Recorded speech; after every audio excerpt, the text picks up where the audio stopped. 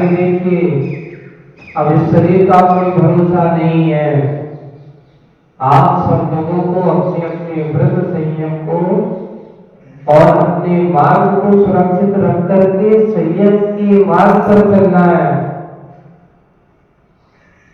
और स्वाधीन होकर के रहना, कभी पराधीन होकर के नहीं रहना। आचार्य का जीवन सिद्धांत था कि अपनी चर्या में कभी पराधीनता मत लाना,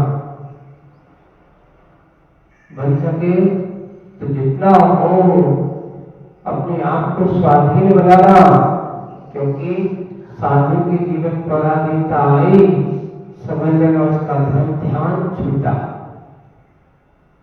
इसलिए अपना धर्म ध्यान, अपना स्वाध्याय, अपने व्रत संयम कभी पालन करने में पराधीन मत होना, निरंतर आगे बढ़ते जाना। आज पूज्य आचार्य गुरुवर का शरीर से लोगों का कहना है कि शरीर से आचार्य विद्यासागर जी महाराज आज नहीं है, लेकिन आचार्य गुरुवर विद्यासागर जी व्यक्ति के जनमानस में विराजमान है, हर व्यक्ति के हृदय में विराजमान है। उनके उस व्यक्तित्व को हम देखते हैं, जहां भी जाते हैं वहां उनका व्यक्तित्व हमें नजर आता है। आचार्य श्री की वाणी, आचार्य श्री की बातें, आचार्य श्री का संदेश हम सबको एक दिशा बोध के रूप में है। जब पूज्य आचार्य गुरुवर का इस गुजरात की धरती पर आगमन हुआ था और गुजरात में जब आचार्य श्री 1996 तारंगा निवेश फरवरी में, कल के दिन 17 फरवरी के दिन पूज्य आचार्य गुरुवर का आगमन हुआ था। आज 18 फरवरी है। कल आचार्य ज्ञान सागर जी महाराज का आचार्य पदार्पण दिवस हमने मनाया था और तारंगा में पूज्य आचार्य गुरुवर का जब आगमन हुआ तो आचार्य जी ने देखते हुए कहा कि कितनी शांति है, कितना अच्छा स्वादिष्ट, साधु के लिए, चर्या के लिए चतुर्कालीन चर्या जैसा स्थान है। जिन्हें आचार्य जी को जब भी कोई ऐसे तीर्थ ऐसा स्थान मिलता था तब अपने आप में लोग कहते थे कि वाह, कितना पूरा आग से दूर होकर के साधु को शांति अगर चाहिए है तो ऐसे स्थानों पर रहना चाहिए। दूसरे दिन जब ऊपर बंदरा को गए तो आचार्य जी ऊपर जब वहां चट्टानों के बीच में से कोटी चला के उस पहाड़ी से जा रहे थे और वहां जब हम अभी कल परसों वंदना करने जाके उसके पहले वंदना करने गए तो बस वही याद है, वही पल के आचार्य भगवान ने यहाँ बैठे थे, आचार्य श्री इस गुफा में बैठते थे, आचार्य श्री यहाँ इस महल में रहते थे, आचार्य श्री ने जब यहाँ कार्यक्रम हुआ था तो कहाँ दीक्षा का कार्यक्रम हुआ था, कहाँ कैसा, तो ये सारी की सारी पुरानी बातें वही स्मृतियां बनी रहती है। पर आचार्य जी का एक बहुत अच्छा सूत्र था जो वहां वंदना करते समय कि लोग कहते हैं कि ध्यान लगाना पड़ता है, लेकिन नहीं, ये क्षेत्र वो है यहाँ ध्यान लगाना नहीं पड़ता है, यहाँ तो बैठ जाओ ध्यान लग जाता है। साधक का क्षेत्र की दृष्टि से यहाँ ऐसा लगता है कि पता नहीं चलता, 1-1.5 घंटे सामयिक में बैठ जाओ कब समय व्यतीत हो जाता है। शांति का यही हमारी सबसे बड़ी उपलब्धि होना चाहिए। कोलाहल में रहकर के अपने आप को सोचते हो कि मैंने बहुत बड़ी भीड़ जुटा ली तो बहुत बड़ा काम कर लिया। साधु हमेशा भीड़ से परे होता है, एकांत में जो शांति का आनंद हो सकता है वो कभी भीड़ के बीच में नहीं हो सकता। कुछ का एक प्रसंग था, जब इतनी भीड़ देखी, चार तरफ आदमी है, जहां देखते वहां उस महोत्सव के दौरान आचार्य जी से कहते, आचार्य जी आपने इतनी भीड़ में ऐसे इतने सारे लोग जय हो गुरुदेव, जहाँ जाते हैं थोड़ा चलना थोड़ा भी निकलना मुश्किल होता है। आचार्य जी आपको कैसा लगता है? तो बोले कि देखो, जब लोगों के सामने वाले लोगों की भक्ति और विशुद्धि देखते हैं तो उनके ऊपर दया का भाव तो आता है, साधु के मन में होता है बस। लेकिन जिस समय अपने आप को ध्यान की प्रवृत्ति में पहुंच जाओ तो उस समय पर दया करना नहीं, अपने आप के ऊपर सोचना चाहिए, कोलाहल की ओर नहीं सोचना चाहिए, भीड़ को मत देखना चाहिए। श्रावक जन अपनी भक्ति के कारण से अपने आप को क्या करते हैं? कर्म निद्रा बनाने करते हैं। और हम उनको देख करके अगर उनके गाफिल हो जाते हैं अपनी कर्म निद्रा को हम रोक देते हैं। ऐसे कोई आचरण होगा जिनकी कृपा जिनके दिया होगा आचार्य कुंद महाराज के बाद इतिहासकारों के बारे में इतिहास में लिखा है कि शायद है 2,500 वर्ष के इस कार्यकाल में करीब करीब कुंद महाराज को भगवान महावीर के 500 वर्ष के बाद 500-600 वर्ष के बाद आचार्य कुंद महाराज हुए हैं। यानी आज से 2000 वर्ष के बाद अगर कोई ऐसी आचार्य हस्ती हुई, आचार्य शांति सागर जी महाराज ने वास्तविक रूप से जो काम किया है उस काम को आचार्य जी ने और आगे बढ़ाया है। आचार्य जी ने शांति सागर जी महाराज ने जो श्रावकों को लिए, ऐसे मुझे महाराज को बिहार कराना करने में बहुत तकलीफ होती थी, उन्होंने वो रास्ता प्रशस्त किया। और आचार्य जी ने क्या किया कि रास्ता प्रशस्त करके उनके अंदर के मन को जगाया कि सो मत, तुम भी श्रवण बन सकते हो, तुम भी मुनि बन सकते हो, तुम भी वृद्धि बन सकते हो। और इतने सारे साधु अगर कहीं बंदे दिखे हैं जहाँ कहीं मुनिराजों के एक ज्ञान महाराज के दर्शन हो जाते थे तो लोग टूटते थे कि भैया बहुत समय बाद कोई मुनिराजों के दर्शन हो रहे हैं। और आज नगर नगर शहर शहर पूरे देश प्रदेश में अगर मुनिराजों के दर्शन हो रहे हैं तो उसमें कहीं ना कहीं आप सर्वे करना, आचार्य भगवान का कोई ना कोई उपकार उनके ऊपर अवश्य रहा। कई महाराज से सुना के महाराज मैं दीक्षा लेना तो चाहता था, गुरु जी के पास गए, गुरु जी से मैंने व्रत लिए, मैंने संकल्प लिया, पर क्या करें गुरु जी के काम तो धीरज के काम होते थे, दीक्षा में जल्दीबाजी नहीं होती। वहां पर तुम अगर तुम्हारा धैर्य बना सको तो आपका उपकार हो सकता। और जब ऐसे बड़े बड़े महाराज, आचार्य महाराज आज जो बड़े बड़े हैं, ऐसे मुनिराजों को भी उन्होंने सही मार्ग दिया, उनका मार्ग प्रशस्त किया और करके अपने आत्म कल्याण किया। क्योंकि ऐसे महान आत्मा है जिनके बारे में अपन आज शब्द कहने के लिए सुबह से ही मन में एक ही भाव की आज 1 साल हो गया जब हम लोग पूज्य आचार्य भगवत के पास सोच रहे थे कि बस पहुंच जाएंगे।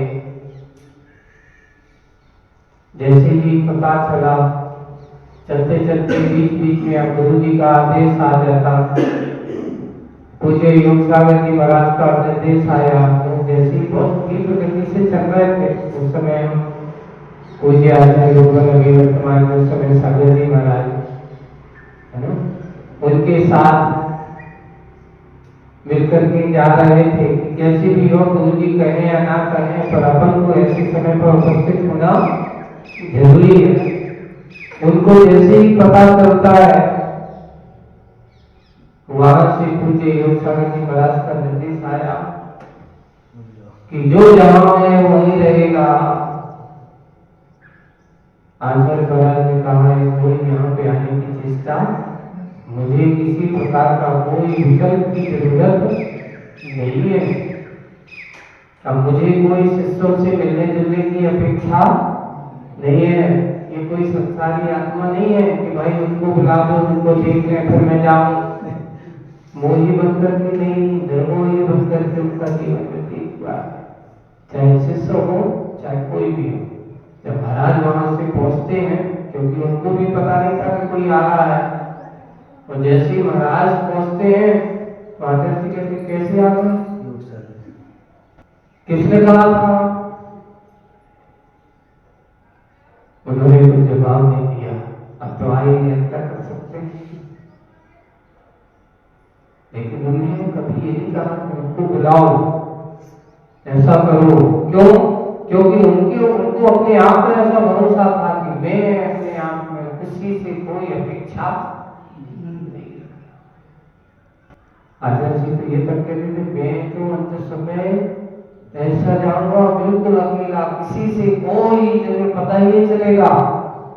लेकिन उन्होंने धीरे धीरे धीरे सबको क्या करना चालू कर दिया, भाई चलो चलना सीखो। जब इन लोगों को एक साथ इंदौर में एक साथ कितने 20-25 महाराजों को सीधा 2 ग्रुप बनाया और चलो, रोते रोते कोई काम नहीं होना चाहिए, ये मोक्ष मार्ग स्वतंत्रता का मार्ग है। अपने आप में अपने पैरों पर चलना सीखो। और महाराजों को एक साथ 2 ग्रुप बनाए और दोनों ग्रुप में उन्होंने कहा एक को इधर जाओ एक को उधर जाओ और अपना कार्य करना है। बिल्कुल यही से शुरुआत होती है। ऐसे ही शिष्यों का त्याग करना और किसी प्रकार का मोह नहीं रखना कि एक दिन की साधना पूरी थी ऐसे की है कि अपन के तात्कालिक धीरे धीरे धीरे धीरे करते करते उन्होंने कुंडलपुर से तो और अपने आप को एकदम नली कर दिया था। कोई नहीं रहेगा, सबने कहा आचार्य जी हम, सबने भी कहा हम नहीं, कोई नहीं, जो भी जिसको जैसा कहा है वैसा करना है। बस अपनी दृढ़ता से जब आचार्य जी कुंडलपुर से और स्वास्थ्य ठीक नहीं था और अस्वस्थता होने के कारण से डोली में बैठ गए, अब जा रहे हैं बिहार। जैसे हम लोग वहां पहुंचे, क्योंकि हम लोग तो कुंडलपुर की परिवार के ऊपर से बंगा कर रहे थे, अचानक पता चला कि समय आचार्य जी ने बिहार कर दिया। हम लोग ऊपर मंदिर पर थे, अब उतरने में समय कितना लगा, इतने में पता चला कि आचार्य जी 5-6 किलोमीटर निकल गए। हम सब लोग महाराज लोग उतर करके आए, सीधे वहीं पहुंचे। आचार्य जी आपसे ही नमस्ते करके गए थे, हम लोग तो बंगा को जा रहे हैं, आपने कुछ कहा ही नहीं ऐसा कि भाई नहीं जाओ। बोले कि क्या करना है, आपको अपनी बंदा करना है, मुझे अपना काम करना है। इतना तो कहते थे बिहार करना है, इसमें क्या करना, मुझे तो अपने आप को दोबारा बिहार के लोगों को बता दिया क्या करना है। आचार्य जी आप इतने मेरी होते जा रहे हो, हम लोगों के बारे में कुछ सोचो। आचार्य जी हम नहीं जाते, आप तो नहीं, मेरे साथ कोई नहीं रहेगा। उस समय कहते बस अगर रखना है तो एक महाराज छोड़ दो मेरे पास, बाकी सब जाओ, हम 2 रहेंगे बस। अब कौन रहेगा? आचार्य जी हम रहेंगे। नहीं, मैं बताऊंगा कौन रहेगा। और करते करते बड़े महाराज लोग कहते मैं करूँगा। अब भगवान राम महाराज जी बड़े महाराज जी हैं, तो मुझे मालूम है किसको रखना है, किसको नहीं रखना है। और बस उन्होंने अपना काम किया और करते करते वो कार्य अपने लक्ष्य की ओर बढ़ते चले गए।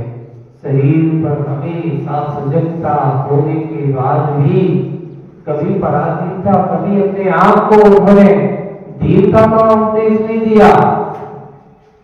एक दृढ़ता के साथ अपने आप को संभाले।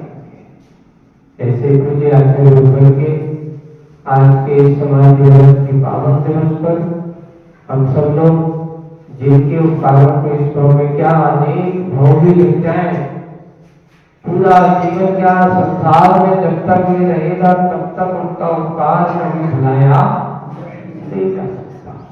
क्योंकि गुरुओं की कृपा, गुरुओं को उपकार एक भाव में क्या अनेक भाव भी देती समर्पित कर दिए जाए तो भी वो कहने वाला नहीं है।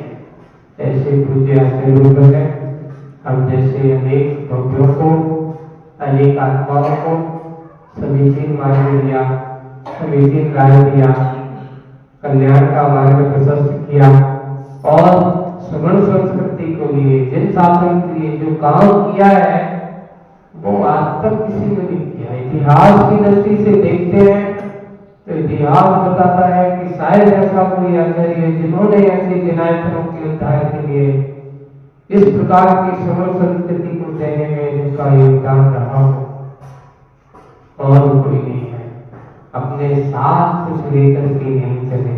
वो कहते थे मैं नहीं करके क्या आया था, साधु के पास होता भी कुछ नहीं है, लेकिन धीरे धीरे मैं चलता गया, कारवा बनता गया, लोग जुड़ते चले गए, मैं चलता गया, कारवा बढ़ता।